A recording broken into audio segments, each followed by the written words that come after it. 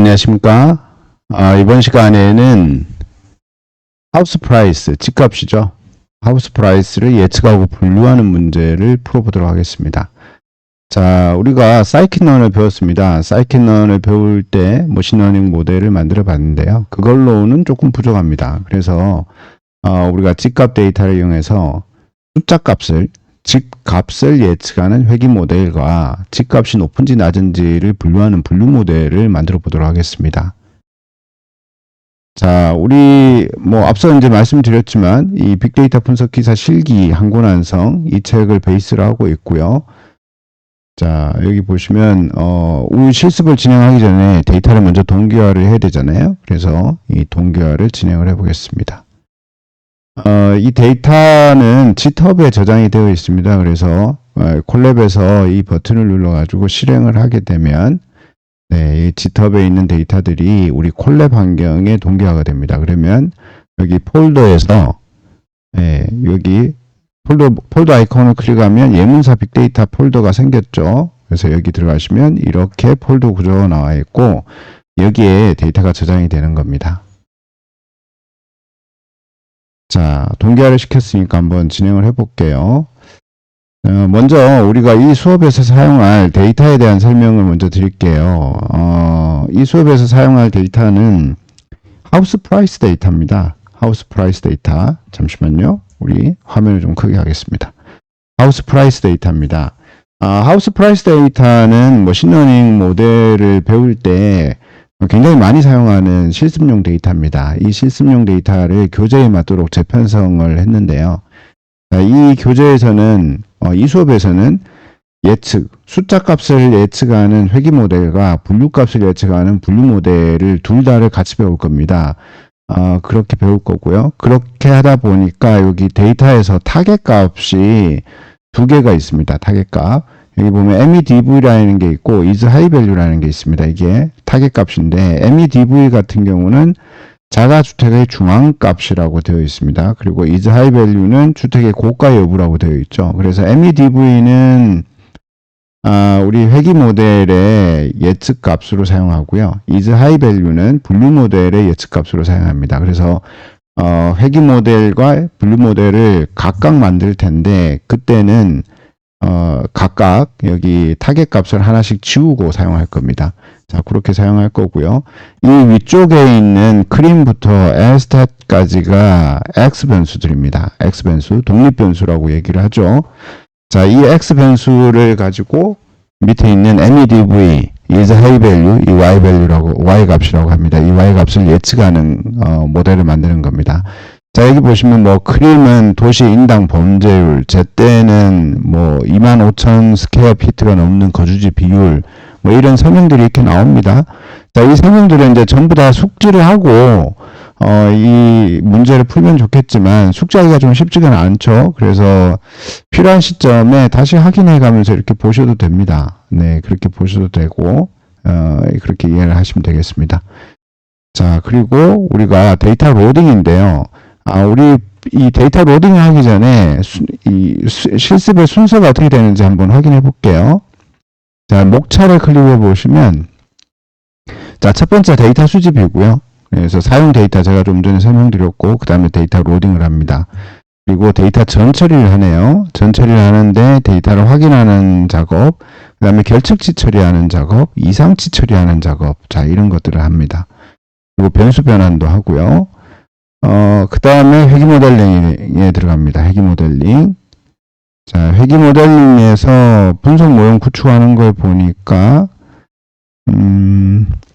데이터 분할도 하고, 스케일링도 하고, 선형 회귀 학습도 하고, 상관계수나 상관계수가 아니군요. 회귀 계수하고, 인터셉트 이런 것도 보고, 네, 이런 작업들을 합니다.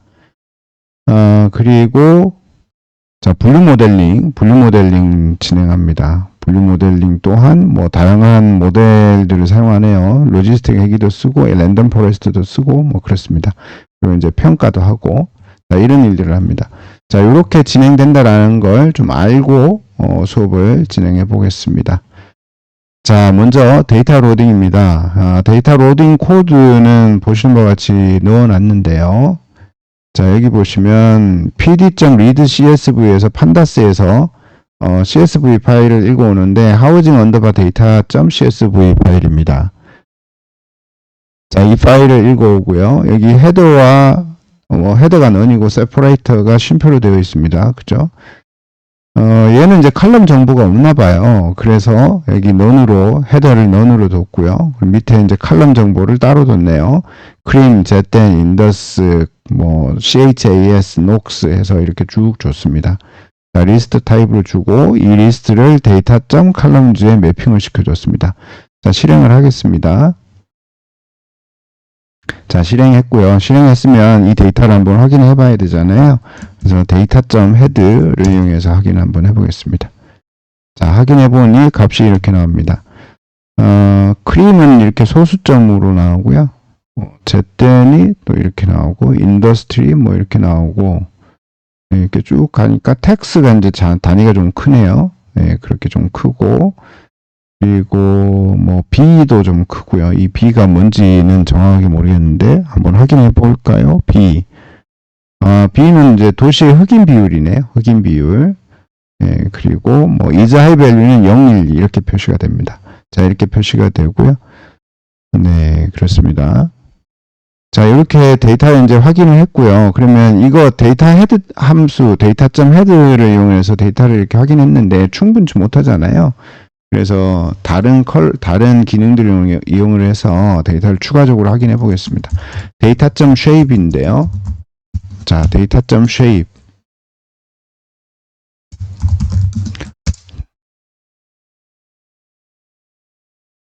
네. 오타가 있었네요. 자, 데이터.shape 하니까 526에 15 이렇게 나옵니다. 그죠? 526건의 데이터가 있는 거예요. 그리고 15개의 컬럼이 있고요. 네. 자, 그 다음에 데이터.info 한번 해볼까요? 자, 여러분들 시험장에 가시면 이거 확인해 보셔야 됩니다. 이렇게 확인하면서 데이터에 대한 감을 잡으셔야 돼요. 자, 데이터.info를 실행하면 여기서 어떤 정보들을 취득할 수가 있을까요? 이게 데이터 프레임이야. 이런 거는 기본적인 거니까. 자, 그런 건 넘어가고요. 여기 보면 데이터 건수가 몇 건이 있고, 이런 거 알 수 있고요. 그 다음에 쭉 밑에 이제 컬럼 정보 보시면 컬럼이 0부터 14까지 해서 15개가 있구나 라는 거 아실 수가 있고요. 그 다음에 넌널 카운트 한번 보세요. 506, 526. 이거 딱 보면 이제 아시겠죠. 이게 20개의 널 값이 있구나. 크림 같은 경우 그렇네요. 그죠? 크림. 이게 범죄율일 거예요. 그죠? 널 값. 결측치가 있다는 얘기입니다. 결측치. 그죠? 그리고 데이터 타입 한번 보세요. 쭉 보면 전부 숫자형이죠. 전부 숫자형이에요. 이거는 전부 숫자형이면 어때요? 얘는 인코딩 할 필요는 없겠구나. 이런 걸 이제 알 수가 있는 거죠. 만약에 전부 숫자형이 아니라 명목형이 들어있다? 그러면 이거는 인코딩을 해줘야 되겠구나. 라벨 인코딩을 하거나 원하드 인코딩을 하거나 그런 걸 해줘야 되겠구나 라는 걸 정보로 얻을 수가 있는 거죠. 네, 데이터.info. 자, 이걸 통해서 아실 수가 있고요. 저는 여기다 데이터.info 이게 습관이 안 돼서 그런데 프린트를 붙이세요. 시험장에 가면 반드시 붙이셔야 돼요. 그죠?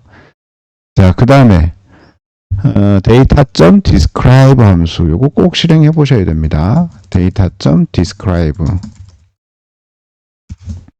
제가 프린트를 또 안 붙였네요. 프린트 붙이겠습니다. 자, 이렇게 실행해 보시면 자, 값이 이렇게 나오네요. 15개 컬럼이니까 밑으로 이렇게 세 줄로 나왔습니다. 자, 데이터.describe 함수에서 이것에서 우리는 무엇을 얻을 수가 있습니까? 자, 이거는 좀 자세하게 볼 필요가 있어요. 자, 크림, count, mean, std, mean 해서 이렇게 4분위수가 이렇게 나오고 민맥스가 이렇게 나왔습니다. 그죠? 평균이 3점이죠? 평균이 3점, 맥스가 88이에요. 그러면 데이터의 분포가 얘는 어떻게 되어 있을까요? 데이터의 분포가 얘는 좌측으로 이렇게 치우쳐진 형태가 되어 있습니다. 그래서 우측으로 이렇게 꼬리가 긴 형태가 되겠죠. 네, 그런 형태가 됩니다. 자, 그런 걸 외도라고 하죠. 그래서 레프트 사이드 외도가 큽니다. 그죠? 그 다음에 제땐은 평균이 10, 얘는 크림보다는 좀 덜한데 뭐 그래도 왼쪽으로 좀 치우쳐져 있고요. 인더스, CHAS. CHAS는 평균이 0.06이네요. 그죠? 얘는 맥스가 1이고, 이거는 숫자로 되어 있긴 하지만 사실상의 명목형 변수구나. 이렇게 이해를 하시면 되겠습니다. 0, 1로 되어 있을 가능성이 많고요. 거의 뭐 99% 그럴 것 같은데요. 그 다음에 녹스. 자, 녹수는 얘는 전부 소수점짜리거든요. 전부 소수점짜리예요. 그리고 평균이 0.5고 맥스가 0.87이에요. 이건 오른쪽으로 조금 치우쳐져 있겠구나. 근데 거의 정규 분포 형태를 보이겠구나. 이런 것들은 이제 감을 잡으실 수가 있습니다. 자, 이런 것들은 이제 감을 잡으시고요. 그러면 여기서 뭐 예를 들어 외도가 왼쪽으로 많이 치우쳐져 있어. 그리고 오른쪽으로 많이 치우쳐져 있어. 그럼 어떻게 해야 되나요? 라고 질문을 던질 수 있잖아요. 이렇게 많이 치우쳐져 있으면 우리가 머신러닝 모델로 뭔가를 예측할 때는 데이터가 정규 분포의 형태를 띌 것이다 라고 가정을 합니다. 그래서 한쪽으로 많이 치우쳐져 있어. 그러면 그걸 정규 분포 형식으로 변환을 해줍니다. 변환을 해줄 때, 변환할 때 뭘 써요? 지수 변화를 쓰거나 아니면 뭐 그런 변환 작업을 합니다. 지수 변, 로그 변환을 하거나 아니면 승수 변환을 하거나 이런 작업을 해준다라고 생각하시면 됩니다. 그런데 우리가 시험을 볼 때 그런 변환을 꼭 해줘야 될까요? 시험을 볼 때는 그거는 조금 득실이 있을 것 같아요. 뭐 변환을 해줘도 되고 안 해줘도 되는데 득실이 있는데 글쎄요. 그건 판단할 문제인데 너무 복잡하면 제 생각에는 안 해도 되지 않을까 이런 생각이 듭니다. 자, 그렇고요. 그 다음에 이제 거기까지 자, 이 데이터를 이런 식으로 보시는 거예요. 그 다음에 자, 데이터와 데이터 간의 상호 비교를 합니다. 어떻게 비교를 하느냐? 자, 볼까요? 녹스는 평균이 0.5네요. 그죠? 0.5. 그 다음에 쭉 밑으로 내려와서 이렇게 보니까 텍스는 평균이 410이네요. 그죠? B 평균이 357이고 그 다음에 네, 뭐 이 정도 있네요. 그러니까 녹스는 소수점 자리고요. 녹스는 소수점 자리. 그 다음에 텍스는 세 자리. B도 세 자리 이러네요. 근데 이게 값의 차이가 그렇게 크지는 않아요. 어떤 경우에는 컬럼과 컬럼의 값의 단위의 크기가 뭐 10만 단위, 100만 단위 이렇게 나올 수도 있단 말이에요. 자, 요것도 이제 제가 앞에서 한번 말씀을 드렸는데, 자, 이렇게 컬럼과 컬럼 사이에 숫자 값의 단위가 클 경우에 어떤 문제가 발생할 수 있다? 실제로는 숫자 값이 큰 컬럼이 Y 값을 예측하는데 실제로는 큰 영향이 없음에도 불구하고 값이 크다는 그것 하나 때문에 큰 영향을 줄 수가 있다. 실제로는 중요하지 않은 변수인데 머신러닝 모델에서 중요한 변수로 취급이 되는 거예요. 그래서 이제 그런 것을 방지하기 위해서 우리가 어떻게 하느냐, 스케일링 작업을 해주죠. 민맥스 스케일을 하거나 아니면 표준화를 해주거나 스탠다드 스케일링을 해주거나 이렇게 하는 거죠. 그렇게 해서 값의 단위를 맞춰준다. 값의 단위를 맞춰주면 어떻게 되나요? 그러면 이제 단위가 다 비슷하니까 그야말로 이제 업무적으로 영향을 줄 수 있는 그런 변수 자체의 어떤 중요도에 의해서 Y 값이 예측이 되는 거죠. 네, 그렇습니다. 그래서 data.describe를 통해서 그런 것들을 획득하셔야 됩니다. 그런 정보를 획득하셔야 돼요. 자, 그러면 여기서는 스케일링 작업을 해줘야 될까요? 말아야 될까요? 스케일링 작업도 반드시 해야 되는 건 아닙니다. 그래서 뭐 값의 차이가 그렇게 크지 않다 이러면 안 해줘도 괜찮습니다.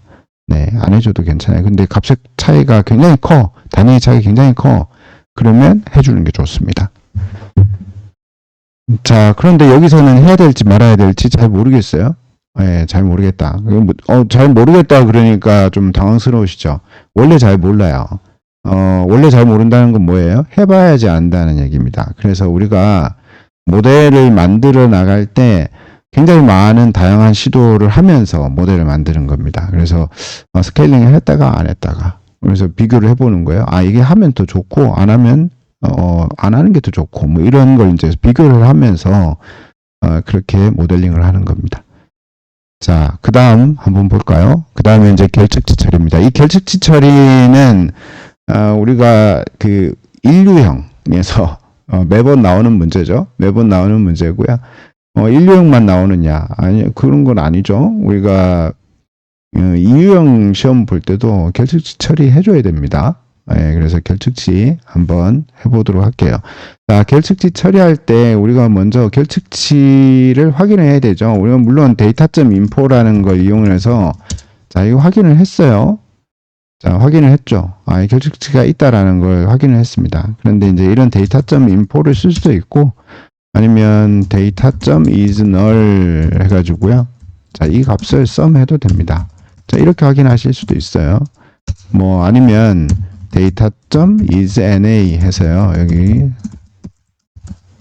자, 이렇게 결측치를 확인하셔도 됩니다. 자, 이렇게 확인하면 자, 제가 구분을 좀 해볼게요. 자, 이렇게 확인하면 어떻습니까? isNull.sum이나 isNA.sum 뭐 동일하게 이렇게 나오죠. 그래서 둘 중에 하나 혹은 data.info로 이렇게 확인을 해보십니다. 20개의 결측치가 있으니까 어때요? 네, 처리해줘야 되겠죠. 네, 처리해줘야 될 거고요. 근데 지금은 이제 컬럼 한 개밖에 없어가지고 뭐 좀 그렇긴 한데 만약에 이제 결측치가 많아 그러면 결측치에 대해서 조금 더 상세하게 볼 필요가 있잖아요. 그러면 이제 결측치의 비율 같은 것도 한번 확인해 볼 수가 있겠죠. data.isNull.sum 하면 이제 합계값이 나오잖아요. 합계값이 나와요. 자, 이렇게 나오면 이거를 비율, 평균을 보는 거죠. 그러면 len 데이터 이렇게 봐도 되고요. 네, 이렇게 봐도 되고 아니면 data.isNull.sum 하시고 여기에다가 data.shape 해서요.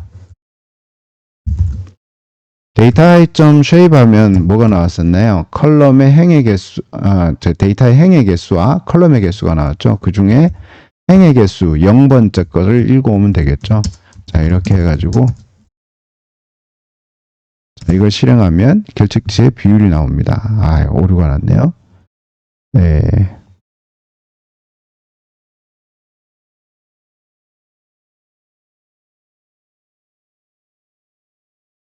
data.shape의 0번째. 네. 제가 여기 sum에 괄호를 뺐어요. 자, 이렇게 하시면 되죠. 그러면 첫 번째가 0.038, 3.8% 정도의 결측치가 있는 거예요. 적지 않습니다. 비율로 치면.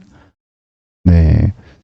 제가 이제 좀 전에 오류를 냈는데, 여러분도 실제로 이제 시험 환경에 가시면 오류가 많이 날 겁니다. 오류가 나면, 오류는 어떻게 보느냐? 제가 말씀드렸죠. 밑에서부터 보셔라. 오류 메시지를. 밑에서부터 보면, 오류를 금방 잡을 수가 있다. 네. 위에서부터 이렇게 보시면 부가적인 설명줄 쭉 나오는 거거든요. 그래서 밑에서부터 보시면 됩니다. 자, 이렇게 결측치 비율 확인하고요. 그 다음에 결측치의 비율이 꽤 많잖아요. 그래서 이 결측치 처리를 해주겠습니다. 결측치를 처리하지 않으면 어떻게 되나요? 그럼 머신러닝 모델에 오류가 납니다. 결측치는 반드시 처리해줘야 돼요.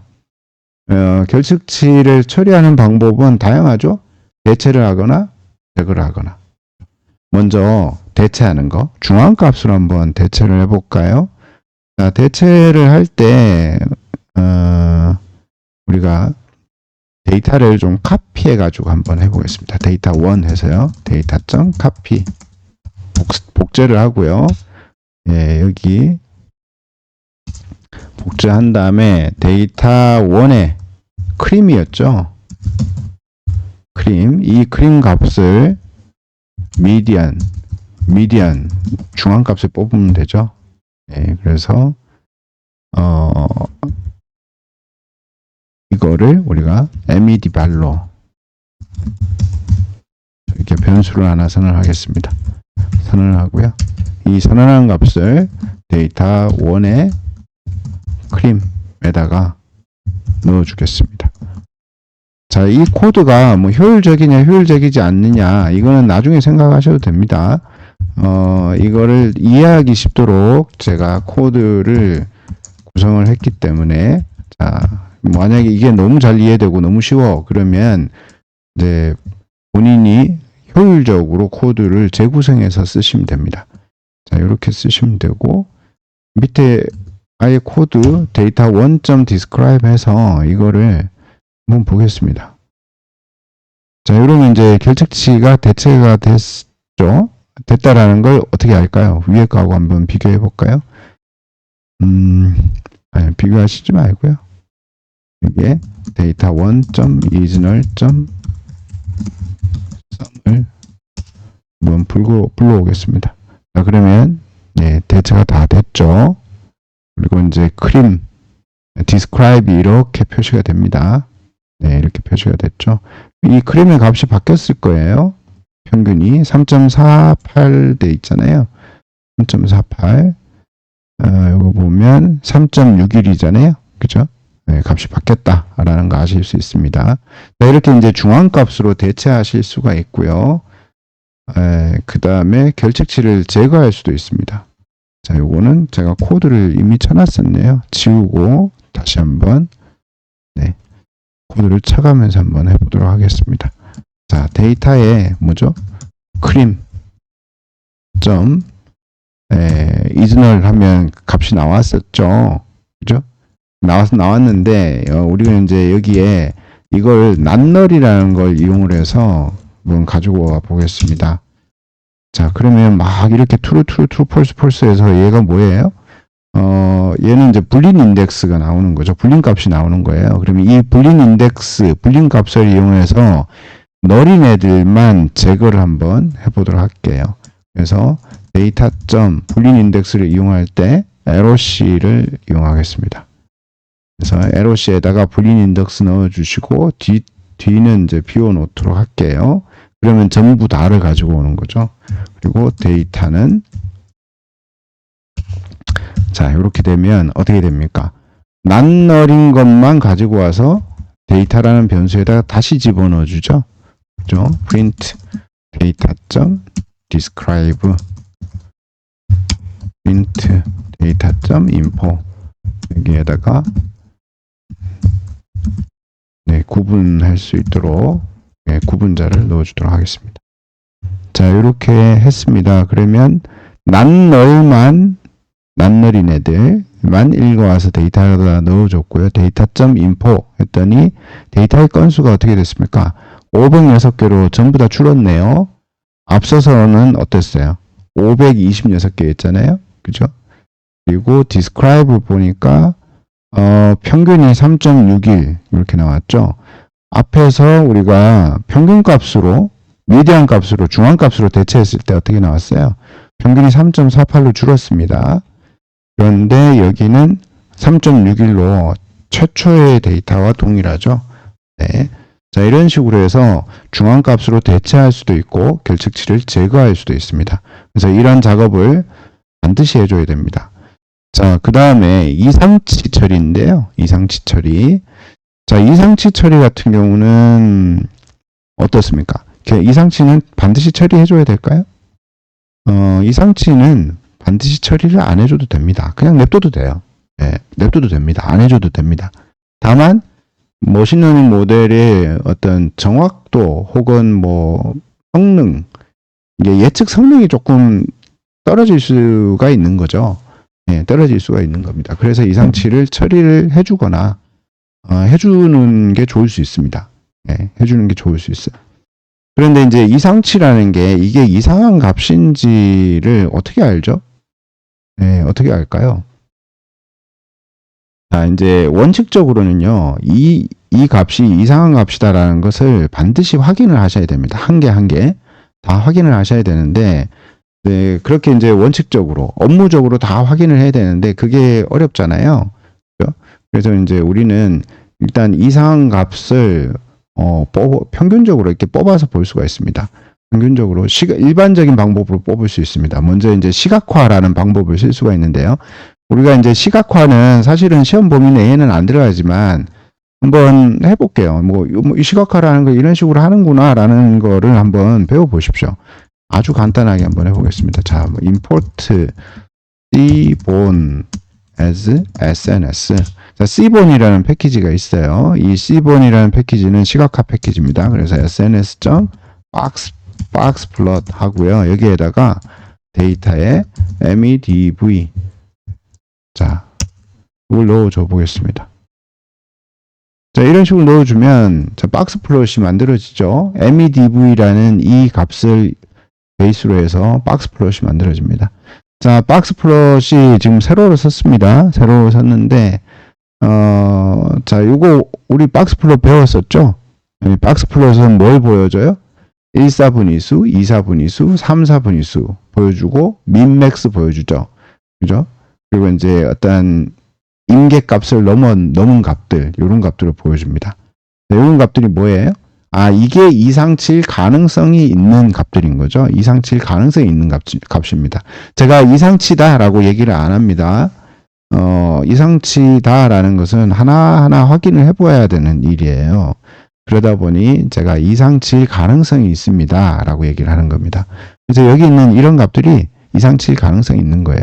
그래서 시각화를 하면 이렇게 쉽게 확인할 수가 있습니다. 아주 쉽게 확인할 수가 있죠. 그런데 우리는 시각화 환경이 아니기 때문에 문제에서 제시해주는 형태대로 코드를 직접 짜가지고 이제 코드를 직접 짜가지고 얘가 이상치인지 아닌지를 이제 확인할 수가 있는 거죠. 자, IQR 값을 기준으로 해서 이상치를 뽑는 걸 한번 해볼까요? 자, 요거는 이제 우리 문제 1유형에 엄청 많이 나오죠. 자, data.medv라는 칼럼을 이용을 하겠습니다. 자, 이 칼럼에 퀀타일을 뽑는데 0.25, 1사분위, 0.75, 3사분위수를 뽑습니다. 그죠? 그리고 이 값은 뭐예요? Q1, Q3라는 변수로 받겠습니다. 자, 이렇게 받을게요. 자, 이렇게 받고요. 우리가 이제 IQR 값을 뽑아야 되잖아요. IQR 값. IQR 값은 뭐예요? IQR 값은 1사분위수와 3사분위수의 차이. 요 박스의 크기입니다. 이게 IQR이에요. IQR. 이게 IQR입니다. 그래서 IQR은 Q3 빼기 Q1. 자, 이렇게 하면 되겠죠. Q3 빼기 Q1. 이게 IQR입니다. 자, 한번 프린트 해볼까요? 프린트 IQR 7.97 이렇게 나오네요. 요 크기가 7.97이 나오는 거예요. 7.97이고요. IQR 값의 기준으로 이상치를 뽑는다. 그러면 IQR 값의 기준으로 이상치를 뽑는 산식을 알아야 되겠죠. 산식이 이렇게 돼요. 어퍼 바운드를 초과하는 애, 로이어 바운드를 하회하는 애입니다. 그래서 이상치의 값은 어퍼 바운드 이상인 거. 요게 어퍼 바운드예요. 어퍼 바운드 이상, 그리고 로이어 바운드를 하회하는 거. 요걸 뽑는 겁니다. 그러면 어퍼 바운드와 로이어 바운드는 어떻게 구하느냐? 자, 어퍼 바운드는 어퍼 바운드는 Q3 더하기 1.5 IQR입니다. 1.5 IQR. 로이어 바운드는 Q1 빼기 1.5 곱하기 IQR이고요. 네, 이렇게 됩니다. 자, 이게 어퍼 바운드와 로이어 바운드입니다. 네, 어퍼 바운드와 로이어 바운드. 어퍼 바운드와 로이어 바운드가 얼마인지 한번 볼까요?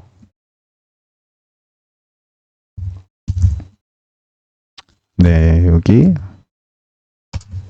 한번 실행해 볼게요. 어퍼 바운드가 36.96이네요. 요게 36.96. 자, 요 밑에 있는 게 이게 5.06이네요.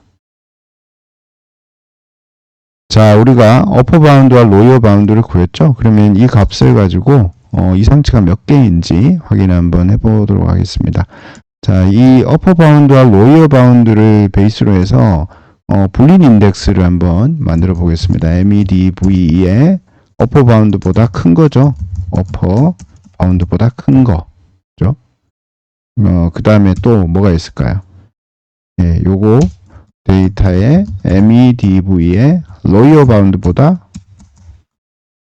작은 거죠. 자, 이게 불린 인덱스입니다. 그래서 cond1, cond2. 자, 이렇게 두 개의 조건을 만들었고요.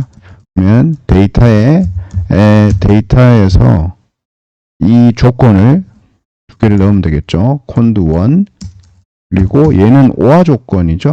cond2 이렇게 해서 가지고 오면 이게 뭐예요? 얘가 아웃라이어의 개수가 되겠죠. 자, 이거는 한번 출력을 해보겠습니다. 자, 40개. MEDV 기준으로 해서 아웃라이어가 40개가 있는 겁니다. 40개. 네, 이렇게 40개가 있습니다. 자, 이제 책에 있는 코드하고는 조금 다를 수 있어요. 그래서 책을 참고를 하셔서 뭐 차근차근 타이핑을 해보셔도 좋습니다. 그 다음에 IQR 값을 기준으로 해서 이상치를 뽑아내는 걸 함수로도 만들 수가 있겠죠. 자, 함수로도 이제 일반적으로는 우리가 이런 함수를 만들어 가지고 컬럼이 여러 개니까 그 컬럼 전부 다를 이렇게 돌려가면서 사용을 하겠죠. 자, 그런데 이거를 코드를 다 치면서 하기가 조금 어려우니까요. 참 해볼까요? 그래서 한번 해보겠습니다. get outlier 이거를 책하고 동일하게 함수를 drop이라고 만들어 보겠습니다. 그리고 여기에 x 값을 넣어주고요. 여기 q1 그리고 q3 앞에서 했던 거 있죠? 이 코드를 그대로 가지고 오겠습니다. 네, 이게 아니군요. q1, q3 자, 그대로 가지고 와서요. 여기에 MEDV에다가 아니죠. 이걸 통째로 그냥 x라고 넣어주면 되겠습니다. 그러면 이제 IQR 기준으로 해서 Q1, Q3를 가지고 오는 거고요. 그죠? 그 다음에 IQR 값을 구하는 거죠. IQR 값은 코드를 Q3 빼기 Q1이죠. 빼기 Q1. 그리고 어퍼 바운드, 로이어 바운드. 자, 이렇게 되죠. 그리고 outliers는 outliers라고 변수를 하나 선언하고요. x의 upper bound보다 크고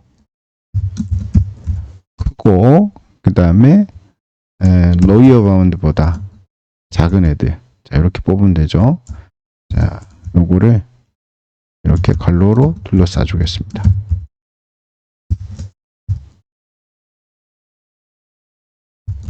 자, 이렇게 둘러싸 주고요.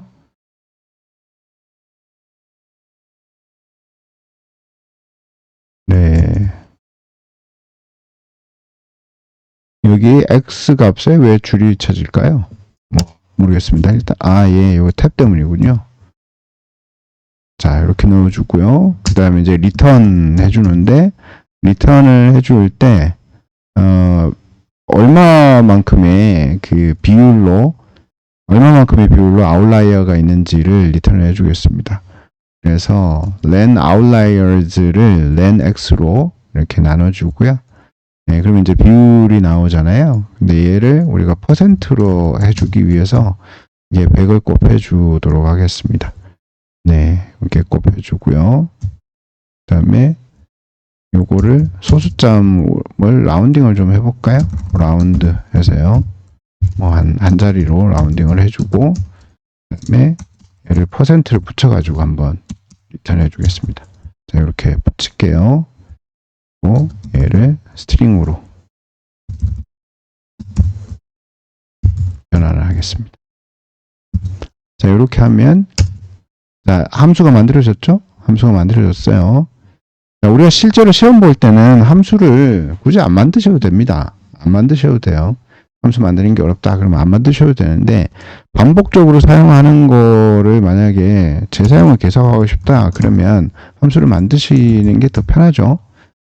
자, 그리고 셀을 하나 추가해서 한번 비율을 한번 보도록 하겠습니다. 여기서 이제 data.apply라는 이런 함수를 사용하는데요. get outliers prop. 자, 이건 뭐냐? 이 data.apply라는 함수를 쓰면 이 apply 뒤에 나오는 이 값을 모든 칼럼에 일괄적으로 적용을 시킵니다. data get outliers가 아니고 outlier prop이죠. 네, 그러면 데이터의 이 컬럼을 outlier prop에 x값 인자로 넣어주고요. 그걸 실행을 하는 겁니다. 자, 그러면 자 이렇게 나오네요. 크림이 13%, 제댄이 13.4%, 찰스가 6.9%, CHAS가 6.9%, 뭐 이런 식으로 이렇게 나옵니다. B가 이 아웃라이어가 많네요. 15.2%. 그런데 이제 앞서 말씀드렸듯이 이게 아웃라이어라고 우리가 확신할 수는 없습니다. 왜냐하면 아웃라이어는 반드시 업무적으로 확인을 해봐야 되는 거거든요. 그런데 우리는 뭐 시험이니까 그리고 연습이니까 이게 아웃라이어야 라고 생각을 하고 만들어 보겠습니다. 자, 이상치 제거 예시인데요. 한번 해볼까요? Q1, Q3 라고 값을 넣어주고요. 데이터에 MEDV 요거 기준으로 해서 자, 이상치를 뽑아 보도록 하겠습니다. 그래서 뭐 IQR은 Q3 빼기 Q1 1이잖아요. 그 다음에 upper bound Q3 이거는 앞에서 다 했던 거죠. 다 했던 거고 그렇게 해서 요거는 자 요렇게 불러오면 어떻게 됩니까? 이렇게 불러오면 로이어 바운드보다 크거나 같은 거, 그 다음에 로이어 어퍼 바운드보다 작거나 같은 거를 가지고 와야 될 것 같아요. 그러니까 기준이 조금 다른데 어퍼 바운드와 로이어 바운드를 포함시키느냐, 포함시키지 않느냐 이런 게 차이점이죠. 그래서 이렇게 가지고 오고요. 여기에 print 데이터 요거를 데이터 1으로 주겠습니다. 밑에서 또 해야 되니까 실습을 데이터 1.shape 이렇게 하면 466에 15 이렇게 됩니다. 그렇죠? 우리가 이상치를 제거하지 않은 data.shape를 하면 어떻게 됩니까? 그러면 506에 15 그래서 한 40개 정도 없어졌네요. 40개 정도 없어졌습니다. 자, 이렇게 할 수 있고요. 자, 이런 식으로 할 수가 있습니다.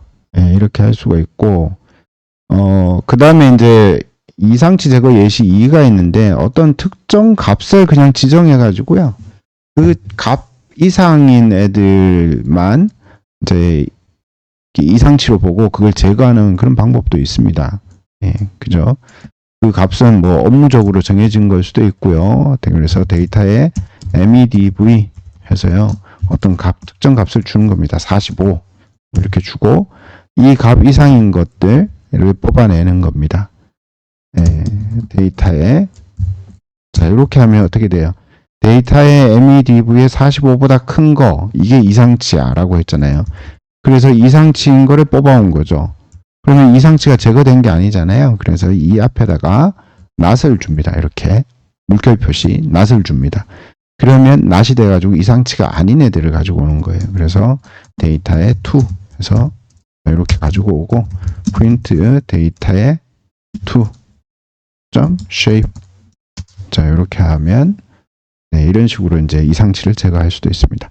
자, 이상치 제거 예시를 보여드린 거예요. 자, IQR 기준으로 해서 이상치를 제거를 했습니다. 근데 이제 우리가 이상치 값인가 값이 아닌가라는 것을 확인할 때 IQR 값을 이용할 수도 있지만 다른 방법을 이용할 수도 있잖아요. 표준 편차를 이용할 수도 있고 아니면 그냥 뭐 이렇게 45와 같이 이렇게 값을 딱 지정해 줄 수도 있고 뭐 그렇습니다. 그래서 다양한 방법들이 있는데 만약에 문제에서 이런 게 나온다 그러면 문제에서 산식을 제공할 가능성이 많습니다. 그래서 제공한 산식에 맞춰 가지고 하시면 되겠습니다. 자, 그 다음에 이제 변수 변환인데요. 자, 제가 여기에 변수 분포 확인 코드는 이렇게 타이핑을 미리 해서 넣어 놨습니다. 자, 이걸 실행을 하면요. 시각화가 됩니다. 시각화. 이렇게 이제 변수의 분포를 확인하는 거는 사실은 일반적인 코드로 확인하기가 조금 어려워요. 그래서 시각화를 쓰는데 이게 뭐 이 경고 메시지가 많이 나오네요. 경고 메시지를 제거를 안 했기 때문에 이게 나오는데 밑에 쭉 내려보면 차트가 나오거든요. 그래서 앞에서 봤던 그 코드가 시각화 코드예요. 그러면 변수의 분포가 이렇게 보여지죠. 네, 변수가 이렇게 데이터가 이렇게 분포되어 있군요. 그래서 이렇게 분포를 확인하는 겁니다.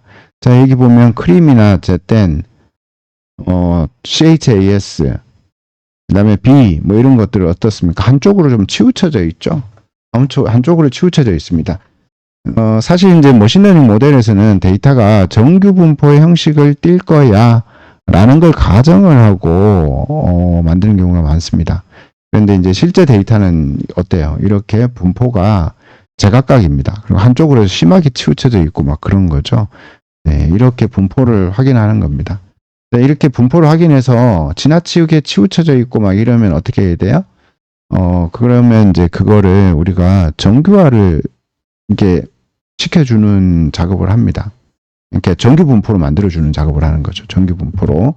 자, 그런 것들을 하는데요. 그런 걸 할 때 우리는 변수 외도나 뭐 이런 것들을 확인하고요. 그 다음에 이제 로그 변환이나 뭐 지수 변환이나 이런 것들을 이용을 해서 정규 분포 형식으로 변경을 해줍니다. 그런데 시험에서는 반드시 해야 되느냐? 그렇지 않습니다. 뭐, 굳이 안 하셔도 괜찮습니다. 그렇지만 우리는 이게 실습이니까 한번 적용을 해보도록 하겠습니다. 자, 데이터.apply 해가지고요. 람다 x 해서 x.skew 자, 요걸 한번 해보겠습니다. 그러면 axis는 0. 자, 이렇게 주고요. 얘를 프린트 한번 해보겠습니다. 갑자기 막 람다라는 게 막 나오고 이러니까 어렵죠. 데이터.apply는 앞에서 봤죠? 앞에서 봤어요. 그래서 뒤에 나오는 이 괄호 안에 있는 이 값을 모든 데이터에 일괄적으로 적용하겠어 라는 겁니다. 그리고 여기서 x는 뭐예요? 데이터에 있는 이 컬럼들입니다. 컬럼을 한 개씩 x.skew를 불러가지고 얘가 어느 쪽으로 치우쳐져 있는지를 보는 겁니다. 예, 그걸 본다는 거고요.